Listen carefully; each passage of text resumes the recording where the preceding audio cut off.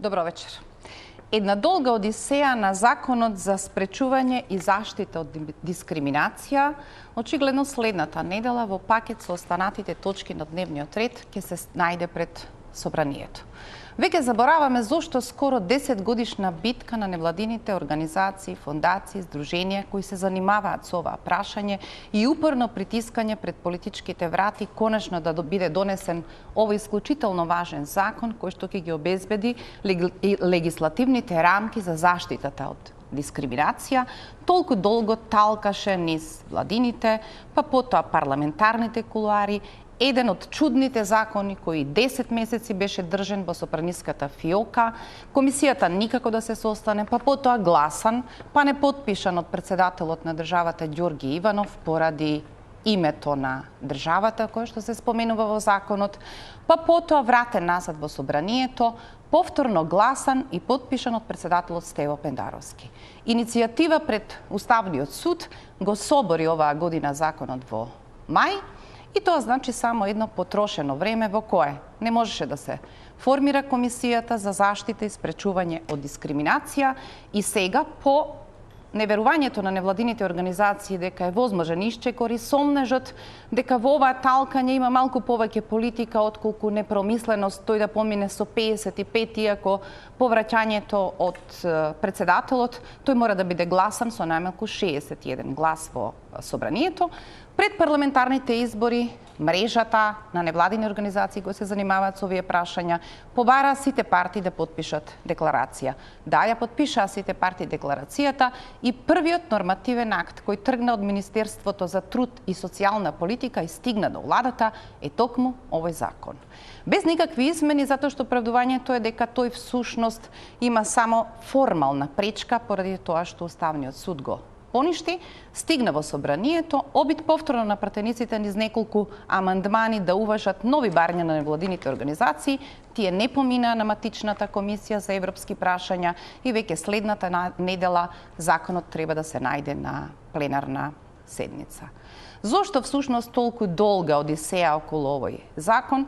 Зошто толку многу неизговорени зборови кои шетаат за стравовите од нарушување на традиционалните вредности кои евентуално новата легислативна рамка би ги донела? Вечер разговарам со Гордана Силјановска. Добро вечер, професорка. Добро вечер, Оливера. Делумно е својството професор, делумно поранешен представник во Венецијанската комисија и сега пратеник каде што ќе имате активна позиција да кажете нешто. Меѓу другото, вие сте и во Комитетот за еднаквост помеѓу мажите и жените, а дел од овие прашања во законот ги допираат и тие основи на дискриминација. Добро вечер за Маја Морачанин. Добро вечер.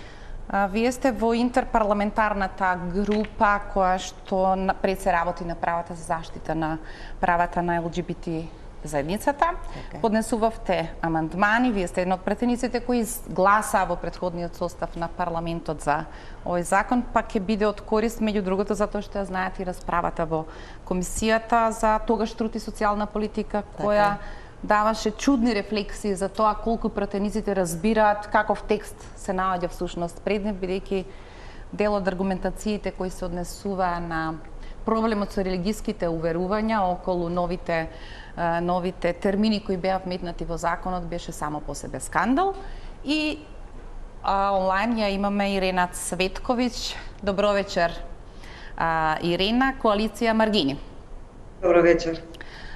Се надевам делумно кај вас има задоволство дека ова конечно ќе финишира, иако е сосема разумно дека во последен момент се обидовте доколку е возможно да се поправат неколку членови од законот кои би возможеле уште повеќе транспарентност во однос на избор на членовите на комисијата, затоа што тие сега добиваат професионален статус и добиваат статус на избрани функционери.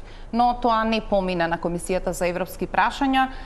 Дали сега сте повеќе блиску до тоа дека е важно дека го имате конечно текстот пред гласање на парламентарното заседание на пленумот, или ова го расипува впечатокот и повторно ви алармира дека исклучително тешко е да се пробие до одлука конечно еден ваков важен закон? Мислам дека чувството е горко сладко. Од една страна, секако, после 10 посветени години работење на носење на еден ваков закон, е сатисфакција некако да се види и крајот и конечното усвојување. Крајот на првиот чекор во градење на општество кое што ќе има и држава која што ќе има ефикасен механизам за заштита од дискриминација. Секако, особено и јас и моите колеги од граѓанското општество сме многу горди што успеавме да наметнеме едно надпартиско обединување во име на заштитата на најмаргинализираните и најранливите членови на нашето општество. А горко, нели, заради две работи. Една е затоа што ако за едно толку мало прашање кое што е решено во речи секоја од државите околу нас во регионот, да не изборуваме понатаму, многу одамна, пред барем една декада, ако не и повеќе, нас ни треба 10 години, сега нели не се соочуваме со притиск што правиме со оние покрупни прашања кои што сакаме и реформи кои што сакаме да ги видиме, дали ќе треба да чекаме половина век. И секако нас не е многу важно тој фамозен член 18, односно да гарантираме вистински независна и професионална комисија, бидејќи без ваков тип на комисија која што ќе го операционализира законот би можел да представува само текст кој што не заживеал. Добро вечерве и со пратеничките овдека во студиото, меѓу другото ќе поразговараме зошто тоа запна во комисијата за европски прашања како матична комисија, бидејќи законот доаѓа со европско знаменце, да ги тргнеме настрана сега тој тип на злоупотреби, дали и со европско знаменце може да оди регуларно и во друга комисија. Професор Силјановска се смешка, го знам коментарот од изминатиот период, но еве да се надеваме дека Арбер Адеми нема да има улогата која што претходно Артан Груби имаше како председател на оваа комисија. Госпоѓо Силјановска,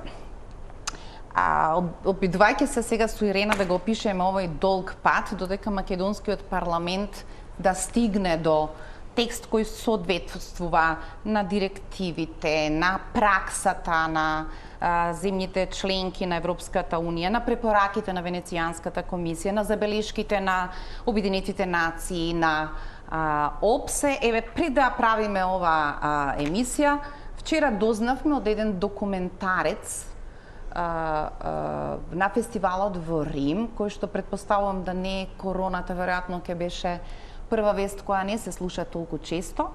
Папата Франциск во тој документарец вели: хомосексуалците имаат право да бидат семејство. Тие се Божји деца и имаат право на семејство, никој не смее да биде отфрлен или мизерен поради тоа. Неопходно е да се донесе закон за граѓанска, односно брачна заедница или партнерство. Велам, во други околности ова би изгледало дека можеби од најконзервативните кругови стигнува посилната порака за одредени групи кои се континуирано маргинализирани, ама еве додека да стигне нашиот закон, ние го имаме всушност на маса сведоштвото на папата по тоа прашање.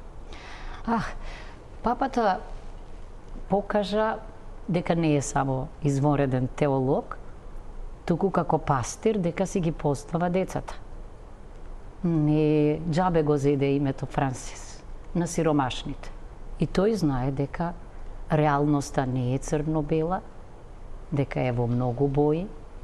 Таму има луѓе кои сакаат да живеат по свое, различни се, и се разбира дека човек кој ги третира сите како рамноправни пред Бога, како верници, смета дека и пред законот треба да бидат рамноправни и затоа повикува на нешто што ми се чини дека е вообичаено. Ако тој значи, а сите ние мислиме дека црквата е бастионот секогаш, бранителот на традиционалните вредности на семејството и така натаму, има разбирање за сите своји чеда, се разбира дека пратениците и сите други политичари исто така треба да имаат уште поголемо разбирање. Ама знаете, пратеничките групи кај нас имаат некои други папи и сега овој закон некако станува меѓу другото дел од чудни, за нас невидливи пресметки кои понекогаш се опишуваат со што значи конзервативна партија, какви ние вредности браниме, дали предаваме традиционално македонско семејство, религиски уверувања. Вие не бевте тогаш член на парламентот, меѓутоа такви дискусии отворено се споделуваа во комисијата која требаше да гласа закон за антидискриминација, всушност зборуваше со најотворениот јазик на дискриминација. Да. Сега гледате, значи, веројатно тие ќе молчат или пак сега, како Јануси со две лица, може би едно ќе мислат, а друго ќе прават со кревањето на раката, ама ова што го рече Ирена. Таков еден Сизифов пат изодеа и дојдовме ние до Рубикон и сега треба да го прескокнеме. Застанавме пред оној институционален проблем наречен комисија, ама од првото читање атмосферата, мислам дека беше толкому померка на зборовите или видувањата на папата. Ова што го велите вие, да, веројатно има многу патрони, султани во партиите и веројатно ќе видиме дека има тука некои скриени намери, но мислам дека ќе најдеме некаков компромис, иако морам да кажам дека навистина невладениот сектор не смееше во случајов да остане на маргините. Тоа беше едно вистинско невладино требаше да биде, партнерство, кое што ќе резултираше со решенија, со усвојување на закон, за кој што сите ќе знаевме дека води кон едно независно, ефикасно и ефективно тело, иако добро ја разбрав, чумуви се одредбите кои се европски, ако во оваа комисија влезат партиски и политички луѓе кои не мислат како папата, а ќе треба да ги решаваат проблемите на оние заради кои постојат. Да речеме, таков беше можеби последниот председател на комисијата и стравот е секогаш дека кога тоа ќе го оставите на комисијата за избори и именување, по дефиниција се сомневате дека таму некаде на подолниот кат живее политичкиот договор и од тие 7 тие полесно ќе може да се договорат кој формално да ги помине така наречените критериуми, особено што сега го имаме во предвид начинот како беше избрана Државната комисија за спречување на корупцијата и тоа е некако светлиот момент за кој што бараме. Примерот што требаше да се следи. Да се следи. Но да се вратиме на содржината. Иако господја Морачанин Силјановска вели дека требаше да биде партнерство помеѓу владата и невладините организации, мислам дека должиме дополнување дека во на важна содржинска смисла тој до првото носење во 2019 година беше можеби исклучителниот пример на партнерство и важување. Тој дури во смисла на нов појмовник, дури во смисла на нови основи за дискриминација е незамисливиот исчекор, бидејќи во тој законски текст, благодарение на мрежата на невладините организации и помалку слух на тоа мнозинство, по прв пат влегоа како основи за дискриминација сексуалната ориентација и родовиот идентитет. Се дефинираат на посебен начин лицата со посебни потреби, влегува сегрегацијата и влегуваат низа елементи кои што всушност покажуваат дека со една нова законска рамка сме спремни да направиме огромен чекор после молчењето од скоро 10 години. Да, и бидејќи учествувавте околу целата постапка на тој закон во претходниот состав и вие го делите впечатокот дека зад сцената на носењето на овој закон, всушност клучниот проблем се овие две нови одредби за дискриминација, тоа е сексуалната ориентација и родовиот идентитет, бидејќи тие претходно во правото на представка се крија зад формулацијата други основи. Така, други основи и тоа беше едно од клучните барања тогаш. Инаку, целата постапка на носењето на законот, јас ја следев, и тоа беше навистина постапка, начин на подготвување на закон во кој тогаш, мислам, уште 2015 година и Министерството за труд и социјала се вклучи и невладиниот сектор и тоа беа многу дебати и дискусии по различни членови од законот, така што за мене е тоа навистина еден добар пример како Ги мешаме годините. Најрано што може да почне е 2017. Не, мислам дека уште и предходно почна некои подготовки, но се разбира се финансираше во изминатиот период. Но затоа велам, значи имаше една база за почеток на промена на законот уште пред да се смени, да речеме, владеачката гарнитура. И јас би рекла дека на вистина невладиниот сектор тука имаше огромна улога. И нивниот придонес е неспорен, бидејќи апсолутно се прво тие компетентни, стручни и ја пратат целата проблематика со дискриминација. Во однос на ова ваше прашање за дали се крие сексуалната ориентација и родовиот идентитет во позадина, мислам дека да. Барем моето искуство од минатиот мандат, кога законот беше 10 месеци заглавен, тогаш одеше, бидејќи Министерството за труд и социјала го предлага, па одеше така на Комисијата за труд и социјала. Колегата од опозицијата, мислам, тоа беа негови лични ставови, што не знам ни колку председаваше Владко Ѓорчев. Така, не знам колку кореспондира и со ставови на други пратеници или партиски воопшто вредности или идеолошки. Оти за мене и тоа чудно. Тоа не значи ако е некоја конзервативна партија дека по дефолт треба да биде против хомосексуалците и против сексуалната ориентација и родовиот идентитет и да се залага за дискриминација на овие луѓе. Значи тоа се за мене изместени вредности настрана моето лично убедување. Но ние сме сведоци дека во сите европски земји има и вака слични во парламентите интерпартиски парламентарни групи, како што ние ја формиравме повторно со невладиниот сектор, со мрежата. Јас бев координаторка во изминатиот период и се надевам и сега брзо во новиот состав повторно ќе обновиме групата, затоа што тоа беше одличен пример на соработка на невладиниот сектор и на пратениците. И ние имавме 14 пратеници од различни политички партии кои беа членови на таа интерпартиска парламентарна група за унапредување на правата на ЛГБТ и луѓето. И таква единствена во регионот, се уште во другите парламенти во регионот нема.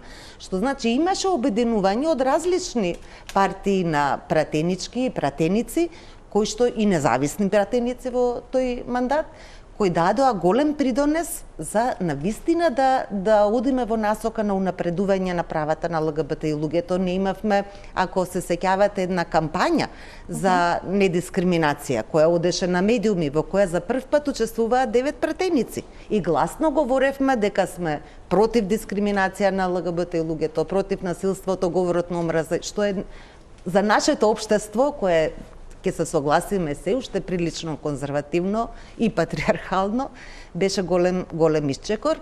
Така што јас да речеме го следев целиот тој тек на носење на законот и да се вратам на вашето почетно прашање, од сите други членови од законот, само оваа формулација, односно внесувањето на основата сексуална ориентација и родов идентитет, беше во еден момент причина за дебата и несогласување. А на крајот овој закон не се однесува само на тоа. Во комисијата може да се слушнат формулации како на пример госпожа Силјановска, законот е неприфатлив поради Божјите закони и законите на природата. Тоа јасно алудира. Ова сега Не зборуваме тогаш кога се носеше законот. Тоа јасно упатува што стои зад. Но што може само една констатација, прво и во десницата апсолутно, ако ја ги анализирате програмските определби, денеска сите одат напред, има големо разбирање за оваа проблематика и јас не мислам дека единствената и основна причина била таа, инаку ќе се повтореше таа приказна и сега. При гласањето во комисијата. Ние видовме многу пратеници од ВМРО ДПМНЕ кои ги поздравија решенијата.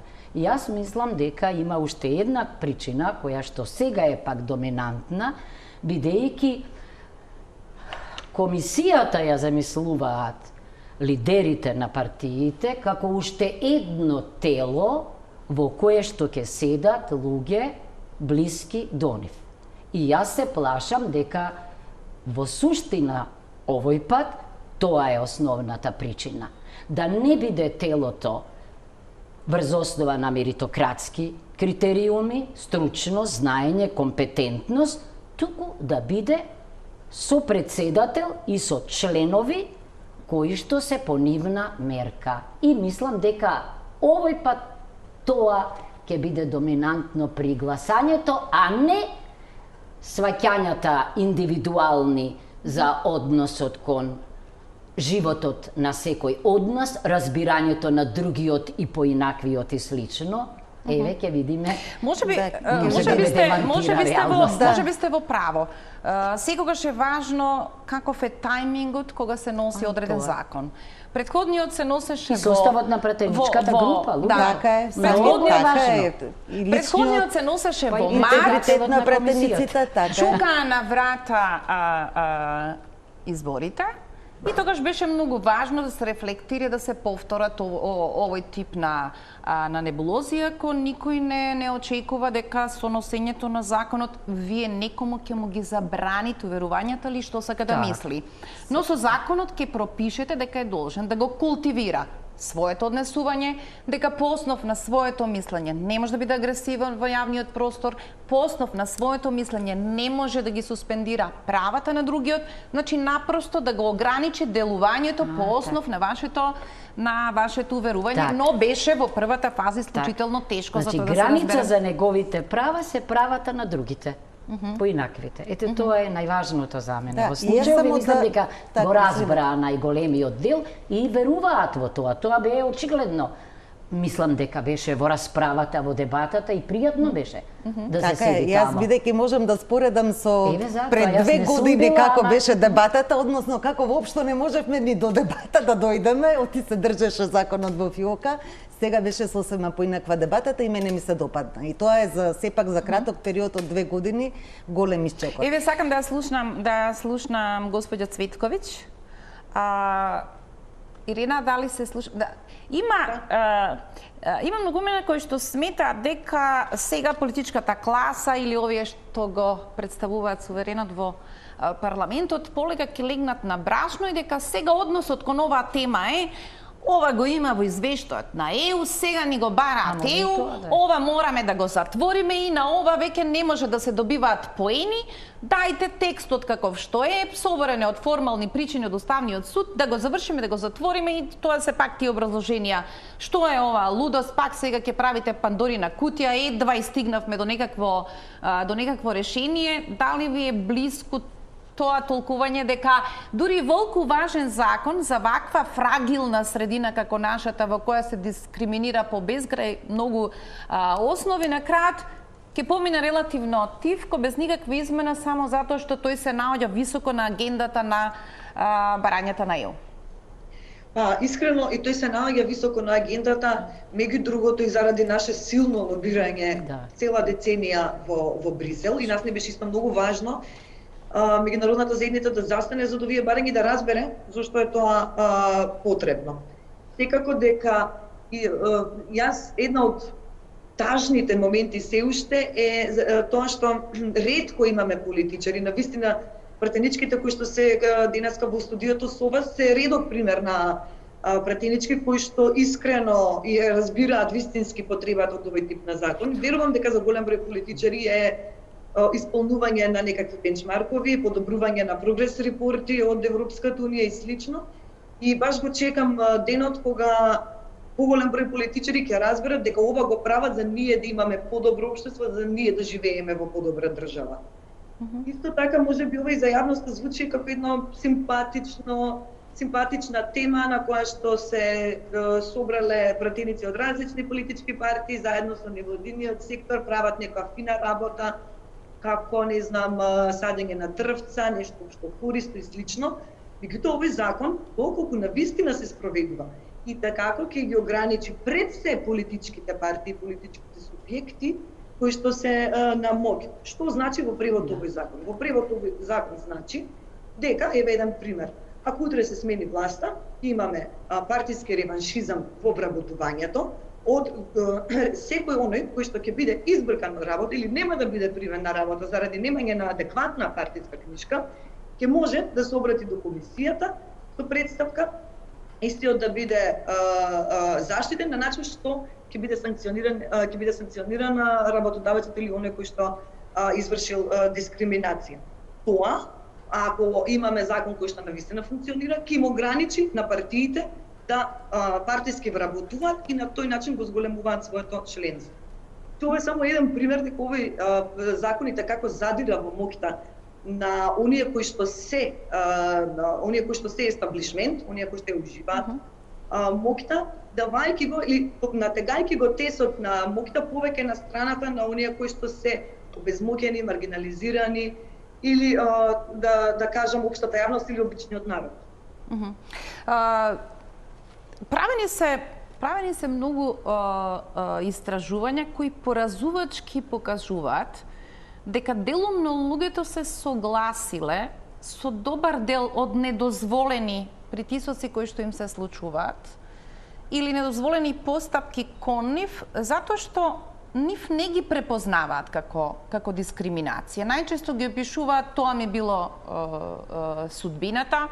Па имате цели маргинализирани групи кои самите себе си се опишуваат за тоа што сум, тоа и тоа е логично дека ова ми се случува и тоа ги носи до потполна гетоизација. Сега законот јасно дефинира дека и кон сегрегацијата со посебен член во законот ќе се постапува. Постапките кои ги отвара дека всушност вие како мрежа која притискавте да се стигне до овој закон и всушност сега ќе можете да бидете на некој начин правни застапници или адвокати на обесправените затоа што ќе можете да ја пружате помошта и во нивната постапка пред комисијата, а исто така можете да поднесувате и групна тужба доколку успеете да потврдите веројатност дека се работи за група која е под дискриминација.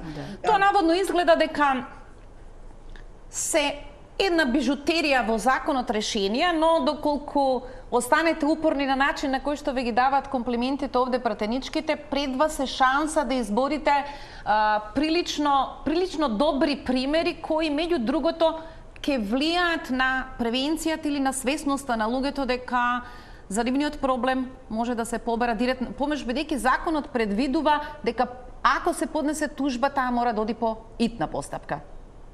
Да, една од новините на овој закон, за која што и така ја подобрува заштитата од дискриминација во нашата држава, е што комисијата која што порано беше во принцип повеќе сведена на шалтер кој што прима и одговара на представки, добива уште поширок мандат од колку што го имаше порано, така што незината промотивна и превентивна улога станува многу важно. Особено за маргинализираните заедници многу е важна таа превентивна функција на комисијата. Она што исто новина е што комисијата буквално треба да стане еден вид на централно тело кое што некаков центар околу кое што се вртат сите податоци поврзани со состојбата со дискриминација, од истражувања до база на податоци, следење на трендови за акти на дискриминација, говор на омраза и слично. И во таа смисла ќе имаме, да речеме, тоа е еден, затоа велам еден прв чекор.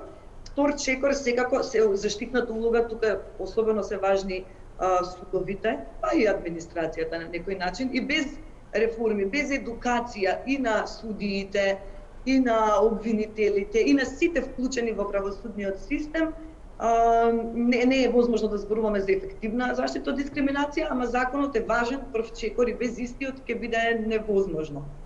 Токму затоа сметам дека законот, без разлика дали таа комисија ќе се подобри со тоа што ќе се внесе овој член или не знам, ќе се избориме за квалитетни личности, тие се, да речем, исто така многу битни аспекти кои што ќе ни гарантираат дека ќе заживее овој механизам и ќе се Македонија ќе на некој начин ќе добие решение за еден многу горлив проблем, тоа е проблемот на дискриминација врз сите можни основи, иако сега во последно време предничат политичката или партиската припадност и етничката, но тука се секако сексуалната ориентација, родовиот идентитет,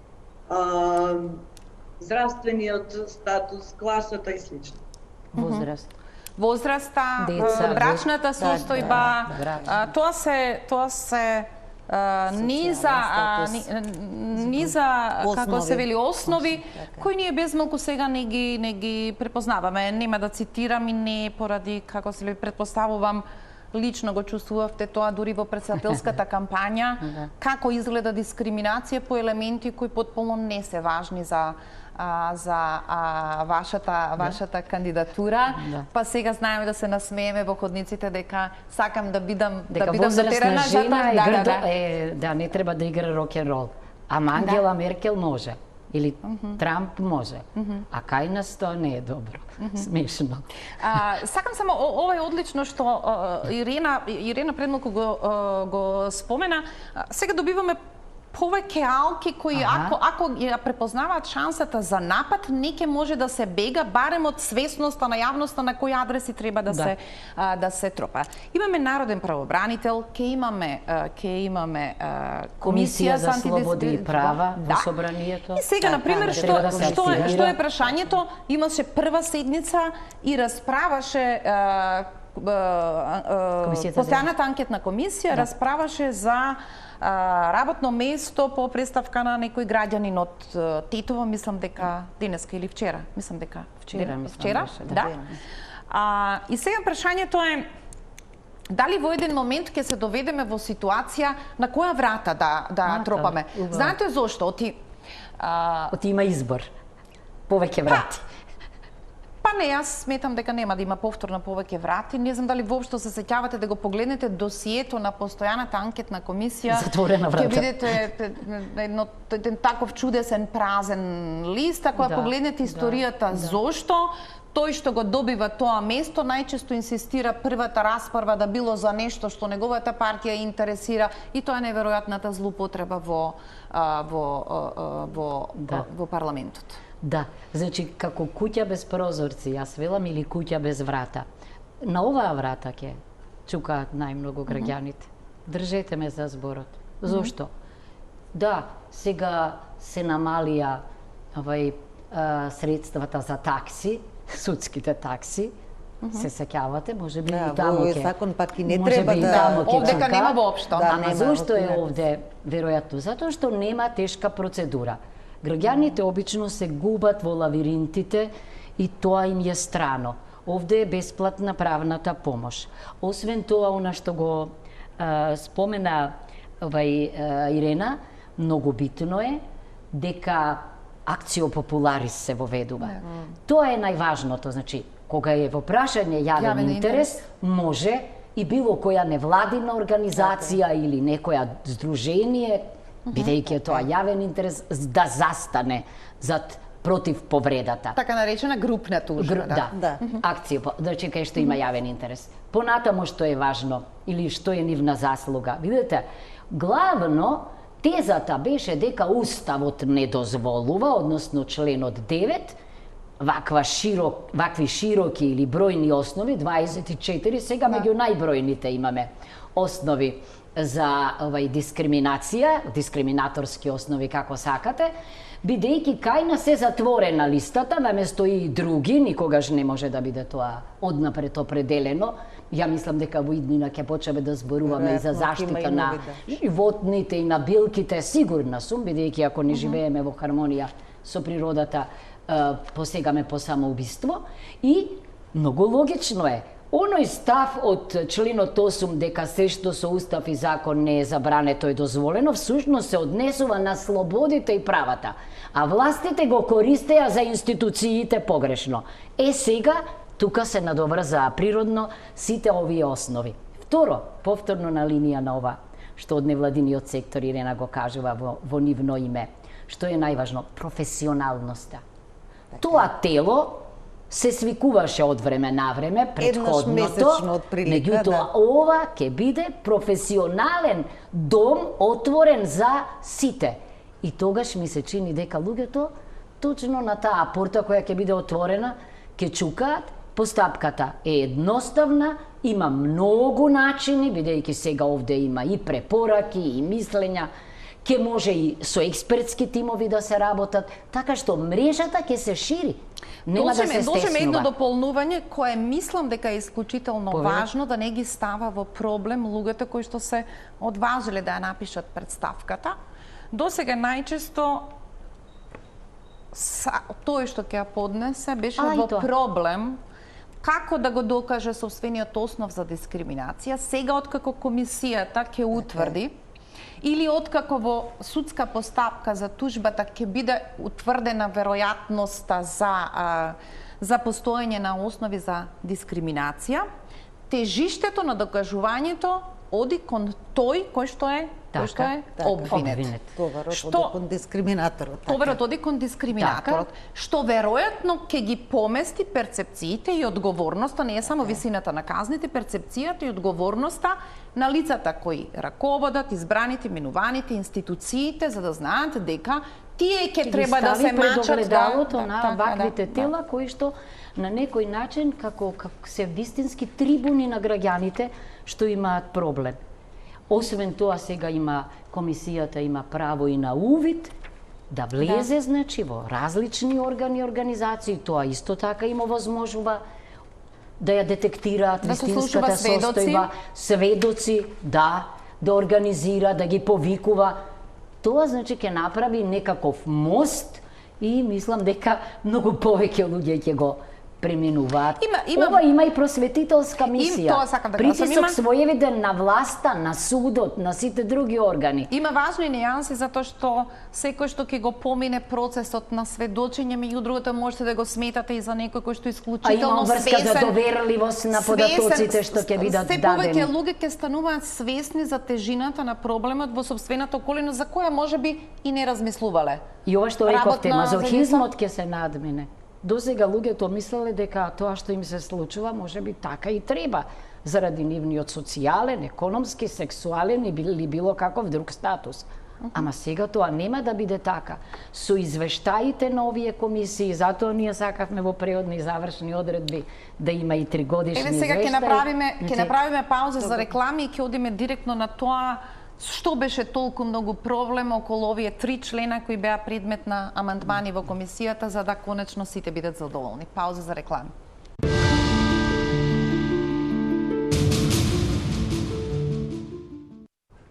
Господин Мрачен, сега малку разговаравме претходно околу тоа што допира законот, иако тој во оваа фаза содржински не беше предмет на расправа или оспорување, и ова се клучните неколку точки, од кои еден од амандманите е вашиот амандман.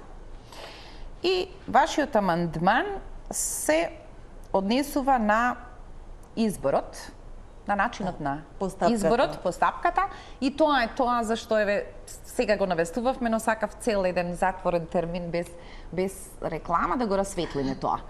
Точката за споредба е изборот на Државната изборна комисија, избор кој не се чини без оглед што мислиме за учинокот на корупција. Така, да.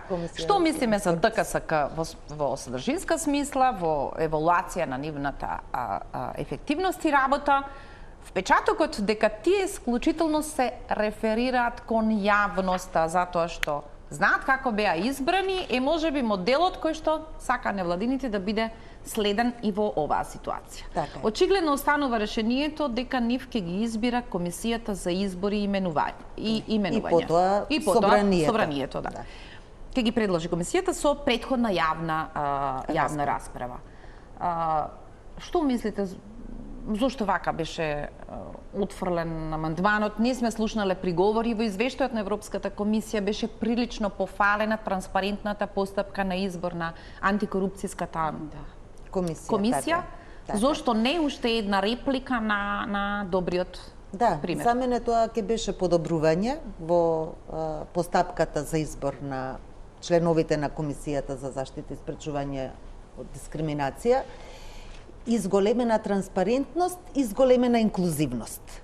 Мислам дека со прифаќањето на тој амандман ќе се постигнеше тоа, иако за волја на вистината, значи сега како што остана законот, бидејќи не се прифати амандманите, ова законско решение ние го изгласавме пред 2 години. И тогаш невладиниот сектор немаше приметби околу постапката за избор на комисија. И мислам дека она што се случи практично во меѓувреме, да се поврзам и со претходниот разговор, е дека постапката во собранието овие 2 години како одеше со блокирање на законот, па се распиша оглас, па се поништи огласот за избор на членови на комисијата, практично придонесе да имаме потреба од подетално дефинирање на целата постапка и таа да биде потранспарентна и поинклузивна. И имаше приметби од некој дека еве овој амандман дека е предолг, дека дефинира во детали рокови и така натаму. Но очигледно искуството што беше во минатиот период придонесе да имаме потреба од вакво навестување и специфицирање на сите елементи во постапката за избор на комисијата. За мене, она што беше и основната причина зошто и го предложив амандманот заедно со колегата Богдановски од Дом, е точно дека се формира една комисија за селекција, според амандманот, така ќе требаше, наместо комисијата за избори и именувања, да биде главното тело, во изборот ќе беше главно тело практично таа комисија за селекција, која покрај пратеници, и тоа од 4 пратеника, 2 од опозиција, 2 од позиција и 3 представници од невладиниот сектор, сега да не ги редам од сите кои здруженија и тела. 7 вкупно членови, 4 пратеници, 3 граѓански. Беше тоа одлична прилика во смисла на понудениот пат. На некој начин парламентот и да го одаде конечното признание на исклучително важната улога, притисок, неотстапување од оваа позиција на невладиниот сектор и нивната компетентност и посветеност и во еден долг период буквална замена на институциите кои не ги препознава овие проблеми, тие ги одржува во јавниот фокус, тие беа тие кои што всушност алармираа до медиумите, тие одржаат целата приказна за стигнеме до овде. Така беше, ние во минатиот период, овој стариот закон за заштита од дискриминација 2010 донесен. Комисијата функционираше така како што сите знаеме, односно не функционираше, немаа граѓаните заштита од дискриминација во изминатиот период и кога има проблем со дискриминација се обраќаа кај невладиниот сектор. Знам дека некои пратеници од дури јавно на телевизија за моje изненадување и дами ги прашував како можевте да стигнете до ситуација на вакво скандалозно кревање раце за составот на тогашната комисија. Мислам дека дури јавното образложение беше дека тоа гласање беше во пакет со некакви други гласања. Еве сега гледам професор Силјановска допрва ги учи тие пакети во собрание, ама има време ќе сватите дека тоа страшно е како нормално во собрание. На тоа мора да се стави крај. На линија на ова што колешката го кажа. Што ме чуди мене? Мене ме чуди како некој не го чита мислењето на Венецијанската комисија. Бидејќи мислењето на Венецијанската комисија по повод тој текст на законот прецизно вели дека во комисијата за избори и именувања, значи параграф 50, мнозинството е секогаш од владеачката коалиција и се одлучува со просто мнозинство, што значи ќе се преслика во комисијата. Политичари преферираат политичари, а не независни луѓе од невладиниот сектор. А нам ни треба радикална промена и јас сакам да видам некоја личност која е поинаква од политичарите, нема зад себе министерски функции, пратенички функции и така натаму. Понатаму препорачуваат треба комисијата да се бира, таа пошироката, со поголемо мнозинство. По можност, тоа е значи на Венецијанската двотретинско мнозинство, зошто двотретинското мнозинство ќе преферира личности кои што исполнуваат построги критериуми. Оти тие бараат објективни наместо политички критериуми. И тука исто така невладиниот сектор предложи вакви критериуми. Сега, Министерството за социјална политика и труд го прочитало изгледа мислењето и завзело заеднички став и со невладиниот сектор, но тоа не поминало на владата. Зошто? Заради договорот за кој што вие рековте. Значи, веќе веројатно во главите на оние кои одлучуваат има некои личности во тоа меѓусебно договарање, Тоа не се личностите што јас и вие сигурно ги замислуваме. Може би ќе се изненадите, дека целата собраниска формација ќе се договори во таа поделба од 7 кој кого преферира. По примерот беше во пакет со некои други договори, но ја разбирам пакетот ќе биде меѓу коалиционите партнери, сигурни видете.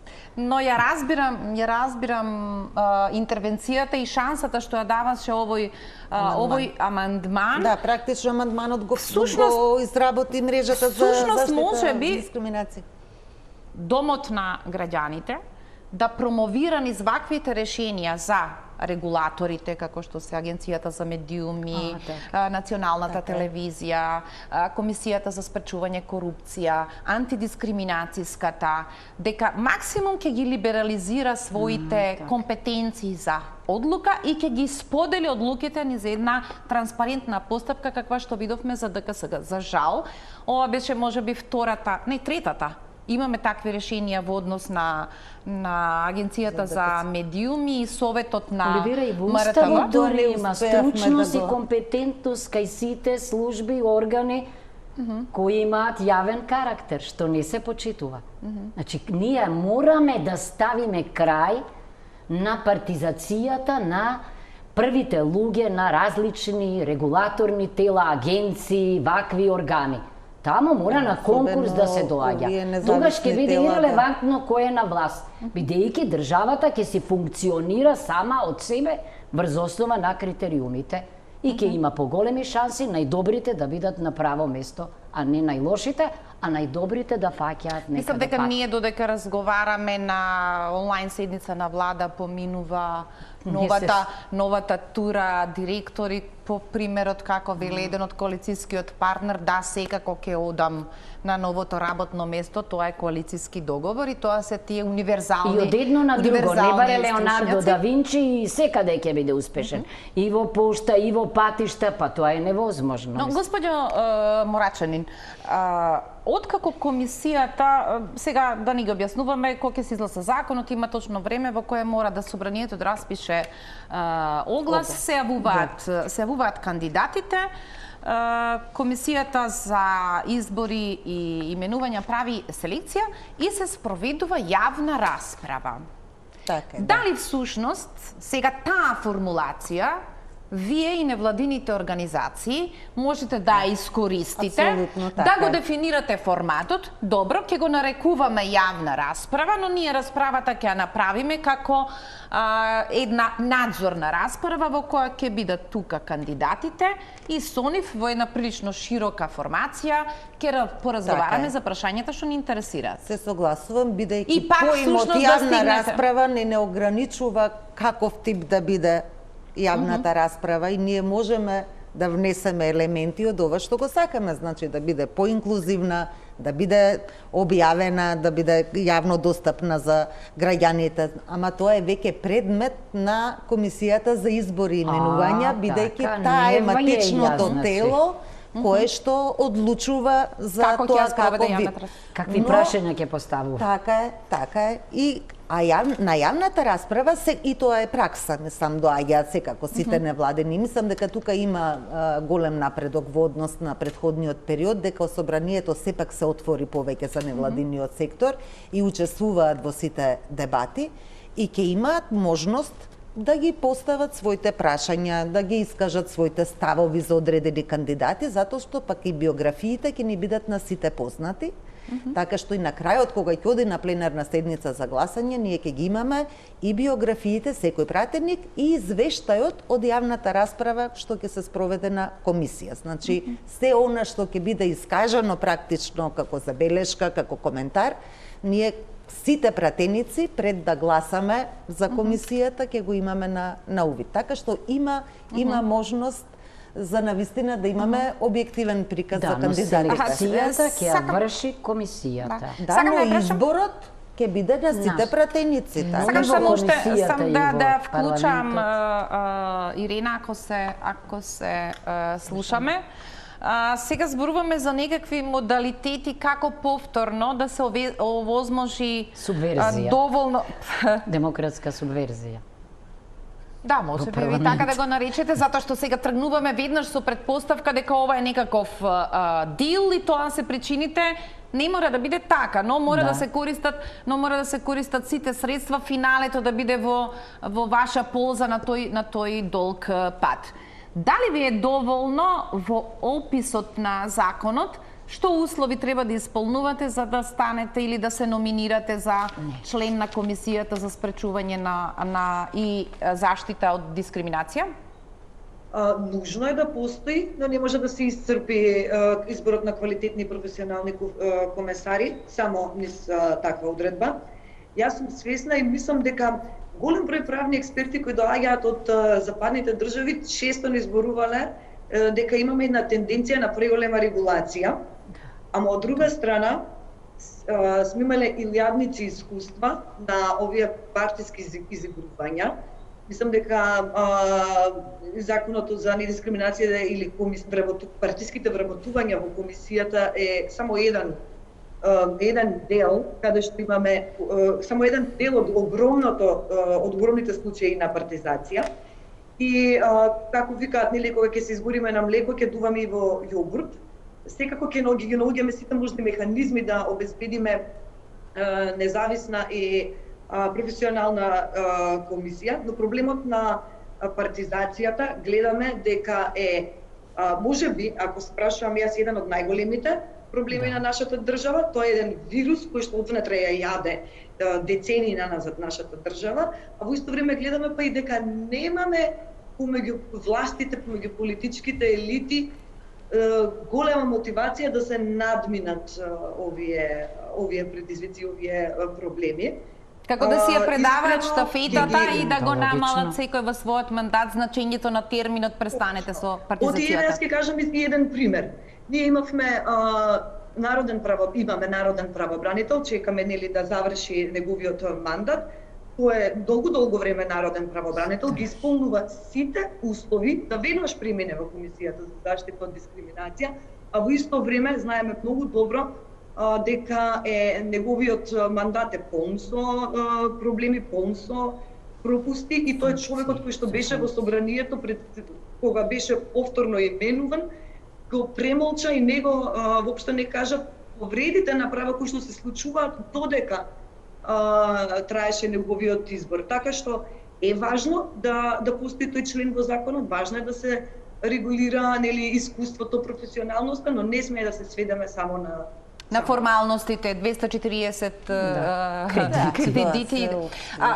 Само уште кратко ќе треба да одиме на реклами за да видиме појасни во некаквите примери. Сакам да ве прашам дали доколку утре почне да функционира Комисијата за заштита и спречување од дискриминација, времето е 6 месеци од како се случила повредата, да речеме, вие веднаш ќе решите да напишете представка до Комисијата за јавно соопштение што го издаде Министерството за внатрешни работи за инцидентот во Битола или прекумерното употреба на сила на полицијата. Меѓутоа, она што е страшно е дека во соопштението на Министерството за внатрешни работи како примерно беше опишана националноста на тепаниот. Точно, апсолутно. Она што е, јас разбирам дека Уставниот суд ја го укина законот заради и навистина повредена процедура.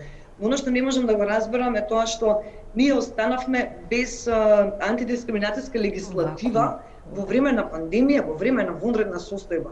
Мислам, поголемата слика тука не смее да се исклучува. Тоа е еден од случаите, овој што го спомнавте, кој што е страшен прогонот, особено врз ромското население од страна на полицијата, но дури антиковид мерките се носеа без стручно тело кое што ќе укаже дали овие мерки различно ги погодуваат оние кои што се ранливи на дискриминација или не. Па ние имавме мерка за полициски час, која што среќа после тоа се смени, во која што жени кои што се жртви на акт на семејно насилство избегале од домот, од насилната средина, беа стопирани од полиција и казнувани. Ние имавме спроведување на антиковид мерки хигиенски во ромски населби кои што немаат пристап до питка вода, а камоли гелови, санитарни гелови или маски и слично. И во таа смисла, сакам да кажам, на кратко да одговорам на прашањето, нашите представки се спремни, само формирајте ако мислите. Ќе одиме на реклами, па се враќаме назад за следниот ваш амандман, всушност, во Комисијата за европски прашања. Да.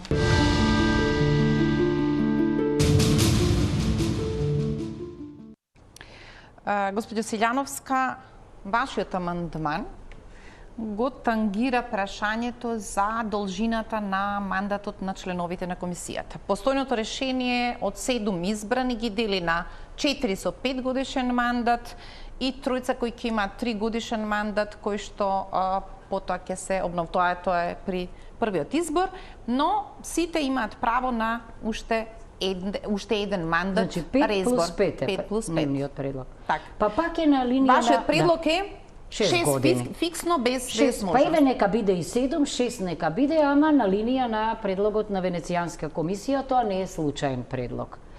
Секоја моќ корумпира, апсолутната апсолутно, значи ова е моќ и ние мислевме дека треба да има циркулација на луѓе, на идеи, дека затоа е добро еден мандат да има, а потоа да може и некој друг да дојде. Од што се водам јас? Јас ќе ви кажам, ние велиме во политиката дека за жал денеска политиката е кој, кога и како добива. Ако се политички овие луѓе, а прети опасност мнозина од нив да бидат, значи тие ќе имаат моќ, бидејќи ова е моќ. И преку тие казни и слично ќе се собираат, има сигурен буџет и така натаму. Не помена тој амандман, се разбира, не ми е јасно зашто. И уште еден амандман, можеби сакавме оние најтешки форми на дискриминација или потешки форми на дискриминација да се нотираат. Од типот на робство, од типот на повреди направени од државни органи, од типот на повреди на деца, повреди на возрастни, има некои тешки форми и ние мислевме дека овде треба тие да се нотираат. Но тоа е политика. Сега да се ќе немаме надоврзам, она многу... што е добро пак е дека председателот го бираат членовите на комисијата И тој има мандат само една година без и нема право на реизбор. Така Како во швајцарскиот совет или влада и како во нашиот уставен суд, да, тоа е добро решение, ако се другите експерти. Како стигнуваат новите решенија, ми се чини сега се отвораат нови врати за погледнување на, условно речено, компатибилните решенија. Па додека се бориме овдека да влезат ваквите потешки облици на дискриминација, веројатно ќе се сетиме дека треба да провериме зошто со една одлука на Уставен суд отпадна членот какви дела не сме да помилува шефот на државата, зашто таму беа додадени овие така наречени нови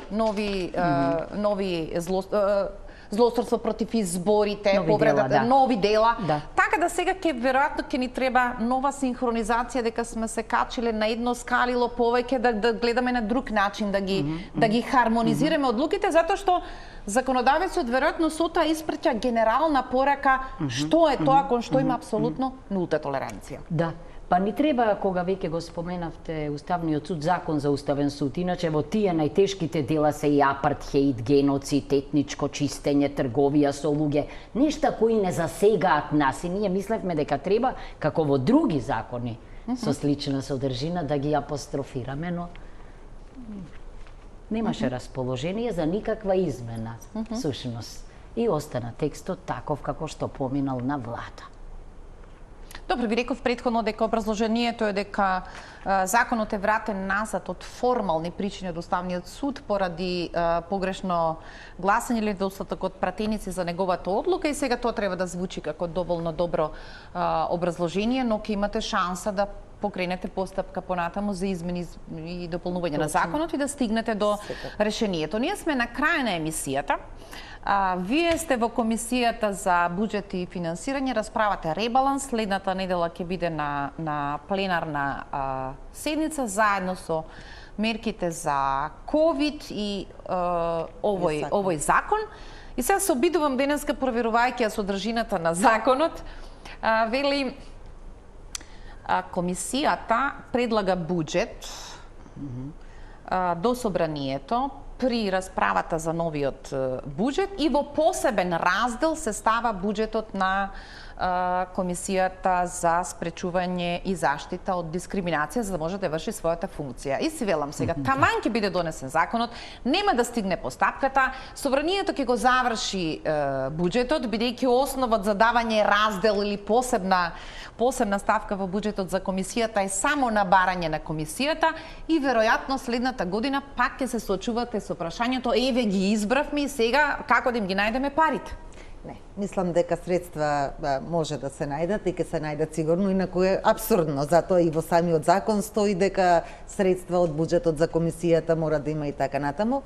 И мислам дека и така сега веќе ќе дојде кај да и новиот буџет за следната година и тоа е начинот како да ги обезбедиме. Во меѓувреме додека тече огласот и да се изберат, тоа сепак трае подолго време. Мислам 30 дена е пријавата, па изборот ќе дојде практично следната година кога де факто ќе може да почне да функционира комисијата и со буџетот за следната година апсолутно мора да има финансиски средства. Добро, но велам дека ќе мора да се бара никаков нов механизам, а дека тоа не ги оставаме ваквите тела во небрано, покажува искуството со ДКСК. Клучните работи се уште не се завршени. Пристапот до базата, компјутеризацијата, каде ќе се наоѓаат и сега доколку тие ги повторуваат како проблем, веројатно се проблем кој е неопходен во алатките кои се опишани во законот за да можат целосно да извршуваат својата функција. На крај сме? Да. Еден од предлозите на Венецијанска беше да има секретаријат како логистичка поддршка и за тоа се потребни вработувања нови, за тоа е потребен буџет. Стручна служба, тоа е измената една од најважните и за среќа кога ќе заврши расправата сега по ревизијата, ќе почне расправата за новиот буџет, ние сме таму и сигурно дека ќе предупредуваме дека еден од приоритетите, затоа што е ова еден од приоритетните закони, токму ќе бидат средства за работата на Комисијата за спречување и заштита од дискриминација и мислам дека тоа не ќе може да се избегне. Добро, ве држиме за збор дека ќе бидете едни од подносителите на амандманот, доколку останатите ги заборават во големите ставки од милионите за следниот буџет. Одличен ми беше тајмикот за емисијата и мислам дека ова е навистина голем притисок на парламентот. Ви благодарам што вечерва бевте мои гости. Ирена, благодарам што останавте на линк со нас вечерва да ги поразговараме овие теми. Спремете го досието и тоа ќе биде важна задача не само за оние кои што се директно тангирани од проблемот на дискриминацијата, туку и низ тој пример на водење постапки многу повеќе за превенцијата или свесноста на граѓаните за проблемот. Ала и на вас. Почитувани останете на фреквенцијата на Телма. Благодарам што не следевте вечерва.